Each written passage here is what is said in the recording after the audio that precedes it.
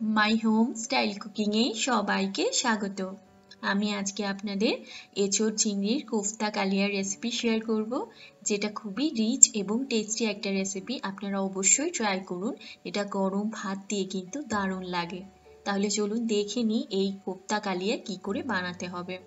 প্রথমে আমি কোফতা বানানোর জন্য যে যে উপকরণ রেখেছি সেগুলো হলো, এখানে আমি বেসনটাকে শুকনো কলায় হালকা করে রোস্ট করে নিয়েছি। এতে কি হবে, বেসনের কাঁচা গন্ধটা চলে যাবে।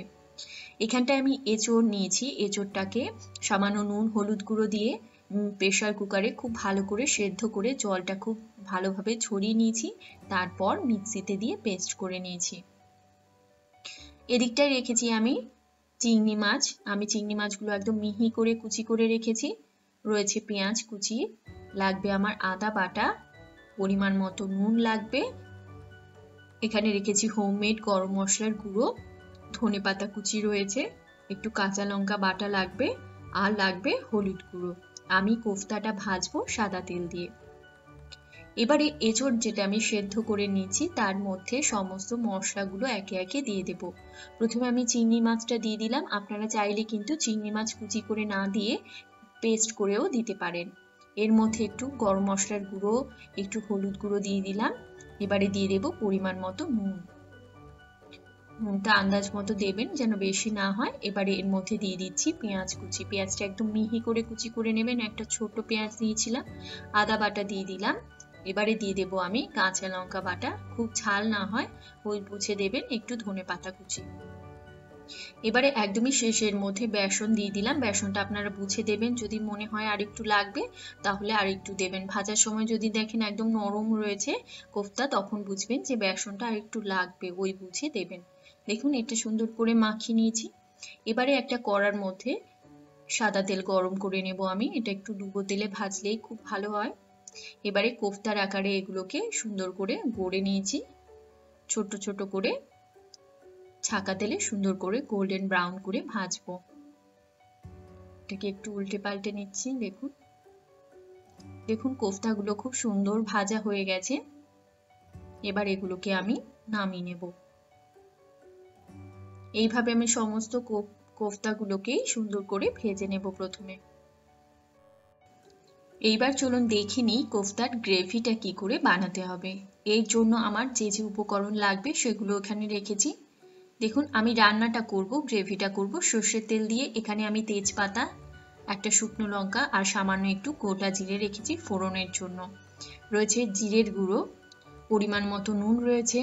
এখানে রেখেছি হোমমেড গরম মশলার গুঁড়ো, কাশ্মীরি লঙ্কার গুঁড়ো কালারের জন্য, ধনের গুঁড়ো নিয়েছি সামান্য, পেঁয়াজ বাটা রেখেছি এখানটায়, রয়েছে হলুদ গুঁড়ো, রসুন বাটা, আদা বাটা, কাঁচা লঙ্কা বাটা। এখানে আমি টক দই ফেটিয়ে রেখেছি, রয়েছে টমেটো পেস্ট।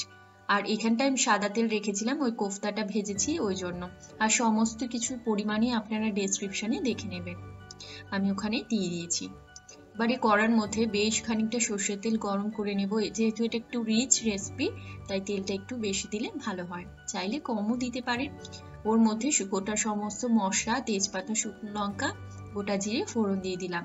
এবারে এর মধ্যে আমি আদা বাটা দিয়ে দিয়েছি, দিয়ে দেবো রসুন বাটা।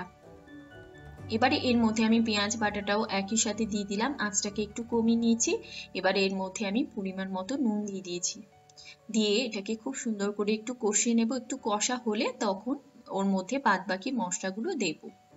এবারে এর মধ্যে আমি কাঁচা লঙ্কা বাটা দিয়ে দিচ্ছি, আপনারা যেরকম ঝাল পছন্দ করেন ওই অনুযায়ী দেবেন। এবারে এটাকে খুব ভালো করে মিশিয়ে নিলাম। এবারে এর মধ্যে হলুদ গুঁড়ো দিয়ে দিলাম, দিয়ে দেবো ধনের গুঁড়ো, জিরের গুঁড়ো আর কাশ্মীরি লঙ্কার গুঁড়ো দেব কালারের জন্য। দিয়ে এটাকে খুব ভালো করে কষবো। তারপর এর মধ্যে টমেটো পেস্ট দেব। দেখুন এটা মোটামুটি কষে গেছে। এবারে টমেটো পেস্ট দিয়ে দিলাম।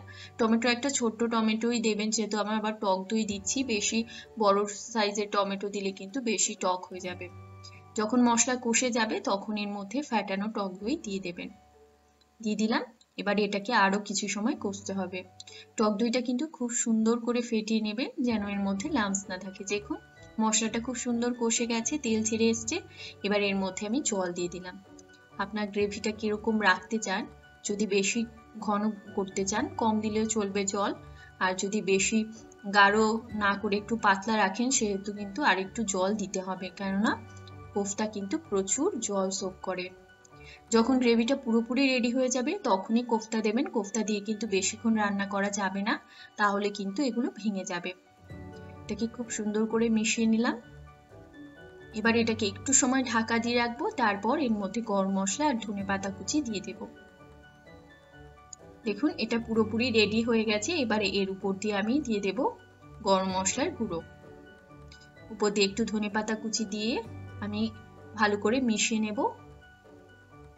দিয়ে দিলাম, একটু গার্নিশ করার জন্য আমি রেখেছি। এবারে এটাকে একটু ভালো করে মিশিয়ে ঢাকা দিয়ে গ্যাসটাকে আমি অফ করে দেব। দেখুন আমি গ্যাসটা অফ করে দিয়েছি, আমি দেখিয়ে দিচ্ছি আপনাদের। দেখুন খুব সুন্দর কোফতা কালিয়ার রেসিপি পুরোপুরি রেডি হয়ে গেছে। এবার এটাকে আমি নামিয়ে গরম গরম সার্ভ করব। আশা করছি আপনাদের এই রেসিপিটা অনেক ভালো লেগেছে। যদি ভালো লাগে লাইক করতে কিন্তু একদমই ভুলবেন না। অবশ্যই শেয়ার করুন, কমেন্টস করুন, আর আমার চ্যানেলকে যদি সাবস্ক্রাইব না করে থাকেন অবশ্যই সাবস্ক্রাইব করবেন। ভালো খান, সুস্থ থাকুন।